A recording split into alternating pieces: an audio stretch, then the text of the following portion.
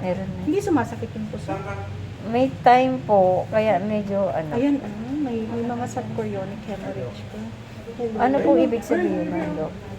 Bilog-bilog pa lang. Early pregnancy Oo. to. Super early yolk sac lang. Ito yung gestational sac, ito yung yolk sac. Ito kasi subchorionic hemorrhage, ano ibig sabihin nun? Alam mo ito yung inunan ng baby mo. Apo. Gestational sac, inunan, ito yung mattress mo mismo. Okay, yung outer ring. Yung pagitan ng mattress mo ito, pagitan ng mattress mo, tsaka yung inunan niya, na yung ring na bilog, na ngayon Oo. mas maputi. Kita Yes mo? po. Ito kasi mattress yan. Ito kasi, ito yung inunan ng baby mo. Tingnan mo may mga black. Dapat parang ganito yan.